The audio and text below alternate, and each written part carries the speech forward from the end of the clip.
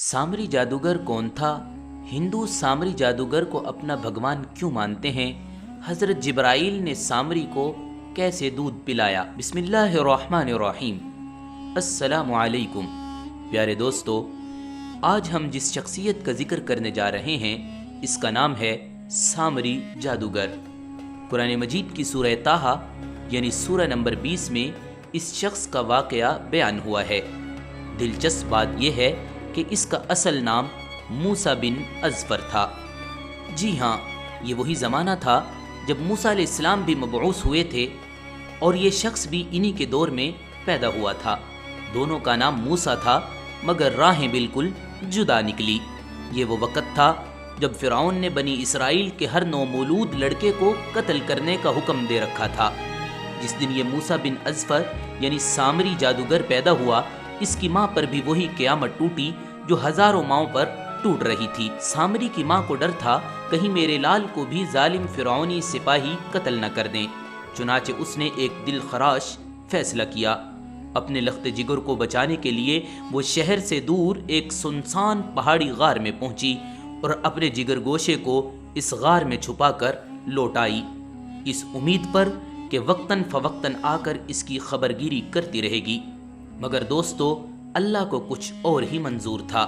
तफसीर रूहुल मानी में लिखा है, अल्लाह ताला ने जिब्राइल अलैहिस्सलाम को हुक्म दिया वो इस बच्चे की परवरिश करें, इसकी हिफाजत करें और इसे ग़ज़ा मुहैया करें। कहा जाता है हज़रत जिब्राइल रोज़ाना तशरीफ़ लाते, एक उंगली पर शहद, दूसरी उंगली पर मक्खन और तीसरी उंगली पर दूध लाते। फिर वो अपनी उंगलियां इस बच्चे के मुंह में लगाते और यूं ये बच्चा पलकर जवान हो गया। यूं ये मूसा बिन अज़फ़र तन्हाई में पहाड़ की एक गार में परवान चढ़ता रहा। और अब सवाल ये है कि आखिर इसका नाम सामरी क्यों पड़ा? चलिए अब ये जानते हैं। तो नाज़रीन, सामरी दरअसल उस शख्स के कबीले की तरफ निस्बत है। मुअर्रिखीन का कहना है उस दौर में सामिर नाम का एक कबीला मौजूद था और चूंकि मूसा बिन अज़फ़र उसी कबीले से था, इसी निस्बत से लोग इसे सामरी कहने लगे। अब आगे इस बदबख्त सामरी का इबरतनाक वाक़या सुनिए। नाज़रीन, जब अल्लाह ताला ने हज़रत मूसा अलैहिस्सलाम को फ़िरऔन के ख़िलाफ़ अजीम फ़तह अता फ़रमाई तो उस वाक़े की झलक तो आप सबको याद ही होगी। अल्लाह ताला ने मूसा को वही भेजी कि फ़लाँ दिन अपनी कौम को लेकर फ़लाँ समंदर के पास चले जाओ। आपने अपनी कौम को ये पैगाम पहुँचाया और कौम वालों ने एक हीला ये इख्तियार किया कि फ़िरऔनी जितने भी शहर में मौजूद थे इनके घरों में जाकर उनसे ज़ेवरात उधार ले लिए। ये बनी इसराइली औरतें वहाँ जाकर ये कहती कि हमने दूर एक फंक्शन पर 2-3 दिन के लिए जाना है, अगर आप हमें अपने कीमती ज़ेवरात अता कर दें तो हम वापस आकर आपकी अमानत आपको लुटा देंगे। यूं इन ख़वातीन ने फ़िरऔनियों से बड़ी तादाद में सोना, चांदी और कीमती जवाहरात हासिल कर लिए। फिर अल्लाह ताला के हुक्म के मुताबिक वो सब हज़रत मूसा अलैहिस्सलाम के साथ समंदर की जानिब रवाना हुए। जब वहाँ पहुँचे तो अल्लाह ताला ने अपनी कुदरत से समंदर में 12 रास्ते बना दिए, ऐसे रास्ते जो सिर्फ ईमान वालों के लिए नज़र आते थे। हज़रत मूसा और इनके पैरोकार सलामती से समंदर पार कर गए, मगर फ़िरऔन और इसका पूरा लश्कर इसी रास्ते पर आया तो वो सब के सब समंदर में डूबकर हलाक हो गए। यूं फ़िरऔन और उसकी जालिम हुकूमत हमेशा के लिए ख़त्म कर दी गई और जिन ज़ेवरात और कीमती चीज़ों को बनी इसराइल साथ लाए थे, इनके असल मालिक यानी फ़िरऔनी अब दुनिया में बाकी ही ना रहे थे। अब वो अमानतें किसको वापस की जाती? सारी कौम हैरान थी कि इन कीमती चीज़ों का क्या किया जाए। यहीं पर वही सामरी जादूगर दोबारा मंजर-ए-आम पर आया। सामरी को सोने चांदी को पिघलाकर नई शक्ल देने में महारत हासिल थी। इसने बनी इसराइल से कहा, आखिर तुम कब तक इन बालियों, हारों और कंगियों को यूं ही लिए फिरते रहोगे? क्यों ना ये सब कुछ मेरे हवाले कर दो, मैं इन्हें पिघलाकर ईंटों या सुलाखों की शक्ल दे दूंगा ताकि तुम्हारे लिए इन्हें संभालना आसान हो जाए। चुनाचे दोस्तों, जब सामरी ने यह तजवीज़ दी तो तमाम लोगों ने बखुशी अपने ज़ेवरात, सोना और चांदी इसके हवाले कर दिए। इधर बनी इसराइल की एक और ख्वाहिश उभर कर सामने आई। वो हज़रत मूसा अलैहिस्सलाम से कहने लगे, या नबी अल्लाह, पहले तो हम फ़िरऔन के कवानीन के ताबे थे, लेकिन अब जब हम आज़ाद हो चुके हैं तो हमें अल्लाह की तरफ से कोई किताब ला कर दी जाए। ایسا نظام دیا جائے جس پر ہم عمل کر کے اپنی زندگی گزار سکیں۔ ان کی یہ بات سن کر اللہ تعالیٰ نے حضرت جبرائیل علیہ السلام کو پیغام دے کر بھیجا۔ انہوں نے حضرت موسیٰ کو پیغام دیا، آپ کوہ طور پر تشریف لے جائیں، وہاں آپ کو تورات عطا کی جائے گی، ایسی ہدایت بھری کتاب جس پر عمل کر کے آپ کی قوم دنیا و آخرت دونوں میں کامیاب ہو جائے گی۔ حضرت موسیٰ علیہ السلام اپنی قوم کو پیچھے چھوڑ کر کوہ طور کی طرف روانہ ہو گئے۔ اور دوستو، ادھر ایک اور راز کھلنے والا تھا۔ جب حضرت جبرائیل علیہ السلام زمین پر تشریف لائے تو سامری جادوگر، جو کہ پہلے ہی جبرائیل کو جانتا تھا، ان کے گھوڑے کے قدموں کے نشانات پر نظر رکھنے لگا۔ اسے معلوم تھا یہ کوئی معمولی مخلوق نہیں ہے، یہ اللہ کے بڑے عظیم فرشتے ہیں۔ سامری نے دیکھا کہ جہاں جہاں جبرائیل کے گھوڑے کا قدم پڑتا ہے وہ زمین فوراً سرسبز و شاداب ہو جاتی ہے۔ یہ منظر دیکھ کر سامری حیران و پریشان ہوا اور خبردار بھی۔ اس نے خاموشی سے وہ مٹی اٹھا لی جو جبرائیل کے گھوڑوں کے قدموں کو چھو چکی تھی۔ یہ مٹی عام مٹی نہیں تھی، یہ زندہ مٹی تھی، اسے آواز آتی تھی، یہ حرکت کرتی تھی۔ اس مٹی کو سامری نے ایک تھیلے میں رکھ لیا اور تھیلے میں بھی وہ مٹی مسلسل ہلتی رہتی تھی، گویا اس میں کوئی طاقت، کوئی روح موجود تھی۔ ادھر حضرت موسیٰ علیہ السلام کوہ طور پر جا چکے تھے تو سامری نے ایک گہری اور شیطانی چال چلنے کی تیاری شروع کر دی۔ اس نے سب سونا اور زیورات کو پگھلایا اور ایک بچڑے کی شکل بنا لی، ایسا سنہری بچڑا جسے گائے کا خوبصورت بچہ کہا جا سکتا ہے۔ مگر صرف یہی نہیں، اس بچڑے کے اندر اس نے وہ خاص مٹی ڈالی، جبرائیل کے گھوڑوں کے قدموں سے اٹھائی ہوئی مٹی، اور جیسے ہی مٹی بچڑے کے اندر گئی، اس کے اندر سے ایک گونجدار آواز نکلنے لگی، ایسی آواز جیسے کوئی زندہ مخلوق بول رہی ہو۔ قوم بنی اسرائیل یہ منظر دیکھ کر حیران و پریشان ہو گئی۔ یہ کیسا جادو ہے، یہ کیسا کرشمہ ہے؟ سارے لوگ اس عجیب و غریب بچڑے کو دیکھنے کے لیے جمع ہو گئے اور یہیں سے ایک خطرناک فتنے نے جنم لیا۔ اب سامری نے وہ کام کیا جو فتنہ پرور لوگوں کی اصل پہچان ہوا کرتا ہے۔ اس نے سب لوگوں کو اکٹھا کیا اور باقاعدہ اعلان کیا، اے لوگو، جس خدا کی عبادت موسیٰ کرتا ہے اور جس خدا کی طرف وہ تمہیں بلاتا ہے وہ یہی خدا ہے، یہی سنہری بچڑا تمہارا خدا ہے، نعوذ باللہ ثم نعوذ باللہ۔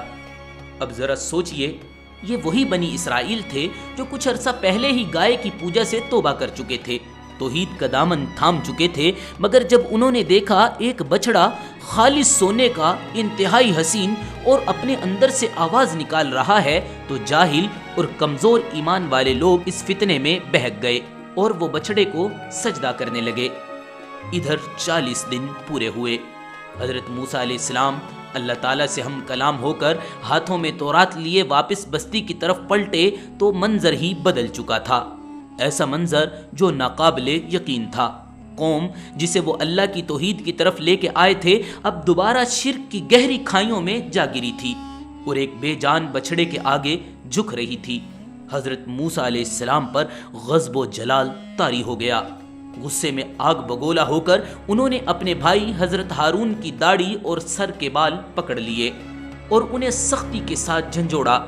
تم نے انہیں کیوں نہ روکا؟ یہ گمراہی کی طرف کیسے چلے گئے؟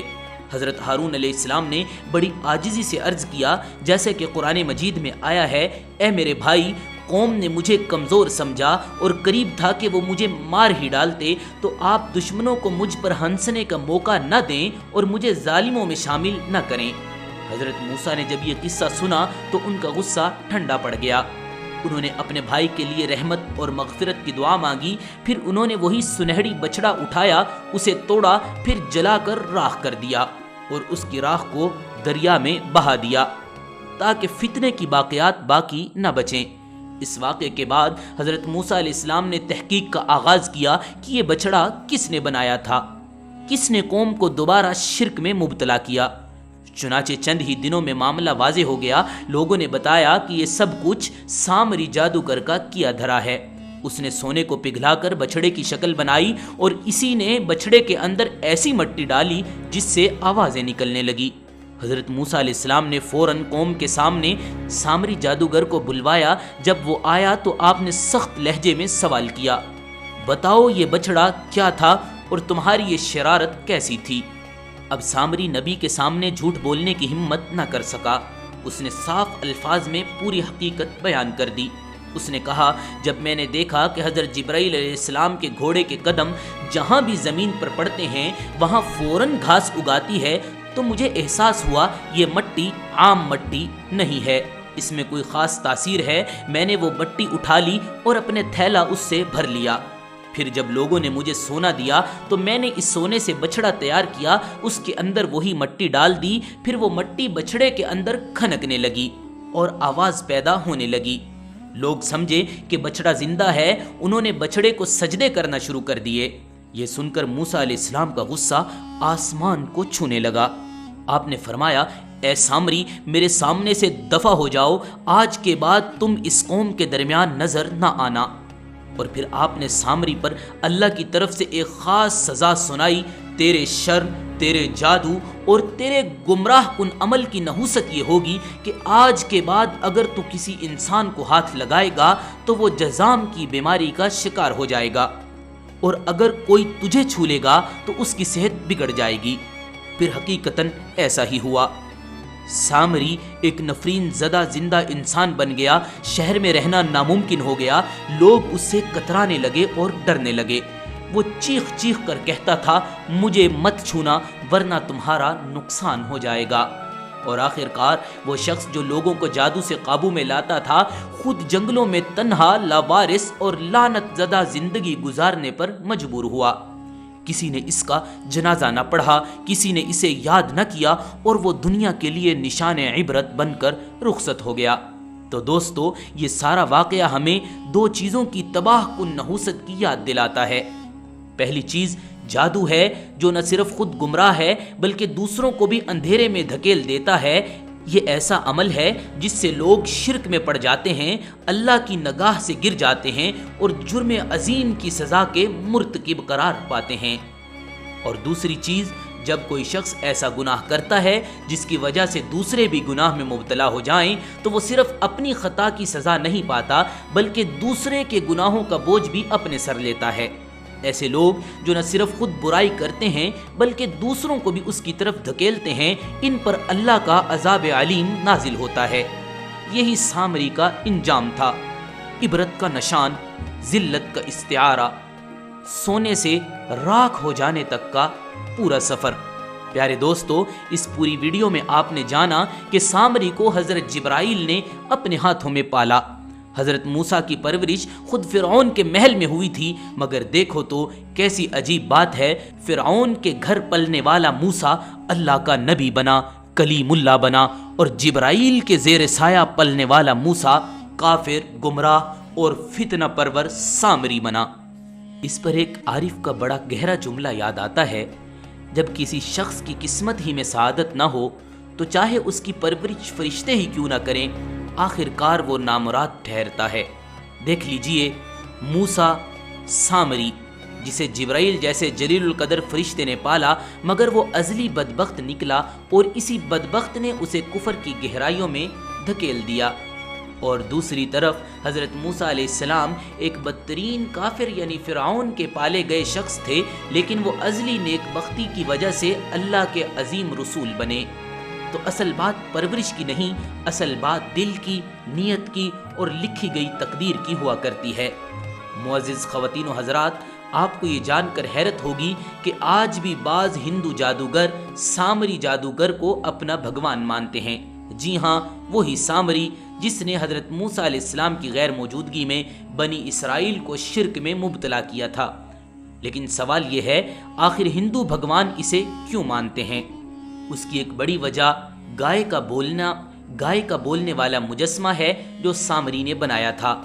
اس بچھڑے کے مجسمے نے آوازیں نکالی اور اس حیرت انگیز منظر کو دیکھ کر بہت سے لوگ یہ سمجھ بیٹھے یہ الہی معجزہ ہے۔ معاذ اللہ ثم معاذ اللہ۔ یاد رکھیے، یہ سامری کا ایک جادو تھا، ایک چال تھی جس نے لوگوں کی آنکھوں پر پردے ڈال دیے تھے۔ لیکن آج بھی کچھ قومیں اس جھوٹ کو سچ مان کر سامری کو الہی شخصیت تصور کرتی ہیں۔ گائے کی پوجا صرف آج کی بات نہیں بلکہ ہزاروں سال پرانی بدعت ہے۔ قدیم مصر میں بھی لوگ گائے اور بچھڑے کی عبادت کیا کرتے تھے۔ وہ ان جانوروں کو مقدس سمجھتے، ان کے سامنے جھکتے اور ان سے برکت اور مدد مانگتے تھے۔ آج کا ہندوستان بھی کچھ اسی سوچ کا وارث ہے۔ ہندو مذہب میں گائے کو گاؤ ماتا کہا جاتا ہے، یعنی ماں کے درجے پہ پائی جانے والی گائے۔ اور جب ہم ان کے گروؤں کی بات سنتے ہیں تو وہ کہتے ہیں ہماری وہ ماں جس نے ہمیں جنا صرف 2 سال دودھ پلاتی ہے، لیکن گائے ماتا ہمیں ساری زندگی دودھ پلاتی ہے۔ ہماری ماں ہم سے خدمت کا بدلہ مانگتی ہے، لیکن گائے کچھ نہیں مانگتی، صرف چارہ مانگتی ہے۔ اس لیے گاؤ ماتا ہماری اصلی ماں سے بھی افضل ہے۔ ناظرین، یہ کوئی عام آدمی نہیں کہہ رہا، بلکہ یہ الفاظ ایک بڑے ہندو گرو، ایک مذہبی پیشوا کے ہیں جن کو لاکھوں لوگ فالو کرتے ہیں۔ لیکن آئیے ذرا عقل و فہم کے دائرے میں آ کر سوچتے ہیں، کیا صرف اس بنیاد پر کسی مخلوق کو ماں جیسے مقدس ہستی سے تشبیہ دی جا سکتی ہے کہ وہ دودھ دیتی ہے؟ اگر دودھ دینا معیار ہے تو بھینس، بکری، اونٹنی، حتیٰ کہ بعض پرندے بھی دودھ دیتے ہیں۔ کیا ان کو بھی بھگوان بنا لینا چاہیے؟ نہیں ناظرین، یہ ایک عقلی غلطی ہی نہیں بلکہ ایک سنگین گمراہی بھی ہے۔ دودھ پلانا انسان کو فائدہ دیتا ہے، یہ سب چیزیں اللہ کی پیدا کردہ فطرت ہیں۔ اصل خالق اور رازق وہی ہے جو ان سب کو پیدا کرنے والا ہے۔ پیارے سامعین، اسلام ہمیں سکھاتا ہے نعمت کا شکر نعمت دینے والے کا ادا کیا جائے، نہ کہ خود نعمت کو پوجا جائے۔ گائے ہو یا سورج، درخت ہو یا پودے، یہ سب مخلوق ہیں اور مخلوق کبھی بھی خالق کی جگہ نہیں لے سکتی۔ تو ناظرین، آپ خود ہی انصاف کریں، کیا گائے واقعی اتنی مقدس ہے کہ اس کے آگے ہاتھ جوڑ دیے جائیں؟ کیا صرف اس لیے کہ وہ دودھ دیتی ہے اسے ماں کہا جائے؟ تو پھر سوال یہ بنتا ہے، بھینس جو گائے سے کئی گنا زیادہ دودھ دیتی ہے، اس کا مقام کیا ہوگا؟ کیا کسی نے اسے ماں کا درجہ دیا ہے؟ کیا کسی نے اس کے ذبح پر شور مچایا ہے؟ ہرگز نہیں، کیونکہ یہ منطق نہیں بلکہ ایک اندھی عقیدت اور پرانے شرک کا تسلسل ہے۔ دراصل ناظرین، جب انسان ایک چیز کو اپنا معبود مان لیتا ہے، چاہے وہ پتھر ہو، جانور ہو یا انسان، تو پھر عقل و دلیل اس کے سامنے ہیچ ہو جاتی ہیں۔ پھر وہ چیز مقدس بن جاتی ہے، چاہے وہ بے جان ہی کیوں نہ ہو، چاہے آج کا ترقی یافتہ دور ہی کیوں نہ ہو۔ جہاں انسان چاند پر پہنچ چکا ہے، جہاں سائنس خلا کی وسعتیں ناپ رہی ہے، جہاں سمندر کی تہ میں ربوٹ بھیجے جا رہے ہیں، اسی انسان کو آپ دیکھیں گے وہ کبھی پتھر کے سامنے سجدہ کرتا ہے، کبھی بندر کے آگے ہاتھ جوڑتا ہے، کبھی زہریلے سانپ کو دودھ پلاتا ہے، اور کبھی اپنے جیسے انسان کو خدا بنا کر اس پر چڑھاوے چڑھاتا ہے۔ ناظرین، ہم کسی خاص مذہب یا قوم کی توہین نہیں کر رہے، ہم تو صرف یہ پوچھ رہے ہیں کہ علم، سائنس، ترقی، تعلیم اور شعور، ان سب کے باوجود آج کا انسان بھی اندھی تقلید کا غلام ہے۔ دنیا کی بڑی بڑی یونیورسٹیوں سے فارغ التحصیل افراد، ڈاکٹر، انجینئر، پروفیسر، جن کی زبان پر سائنس کی باتیں ہوتی ہیں، وہ بھی جب اپنے روایتی عقیدے پر بات کرتے ہیں تو پتھر کے آگے ماتھا ٹیکنے پر شرم محسوس نہیں کرتے۔ اور حیرت تو یہ ہے ناظرین کہ شرک، جہالت، بدعقیدگیاں صرف برصغیر یا افریقہ میں نہیں، اب تو یورپ جیسے مہذب معاشرے میں بھی شیطان پرست پیدا ہو چکے ہیں۔ جی ہاں، ایسے لوگ جو خود کو عباد الشیاطین یعنی شیطان کے بندے کہتے ہیں، جو کھلے عام شیطان کو سجدے کرتے ہیں اور نوجوان نسل کو ہر حرام، ہر ناجائز، ہر فحش اور ہر غلط طریقے کی طرف بلاتے ہیں۔ یہ لوگ کہتے ہیں جو دل کرے وہی صحیح ہے، کوئی خدا، کوئی قانون، کوئی پابندی دنیا میں موجود نہیں ہے۔ ناظرین، یہ ہے آج کی انسانیت کی بدترین گمراہی، جہاں نہ خدا کی پہچان رہی ہے، نہ عقل کی روشنی رہی ہے، نہ تعلیم کی روشنی، بلکہ خواہشات، رسمیں اور اندھی عقیدت کا اندھیرا چھا گیا ہے۔ اور جہاں تک سامری کا تعلق ہے تو وہ کوئی عام آدمی نہیں تھا، وہ ایک ایسا چالاک جادوگر تھا جس نے نہ صرف اپنے ہاتھ کی صفائی دکھائی بلکہ پوری ایک قوم کے عقیدے کو ہلا کر رکھ دیا۔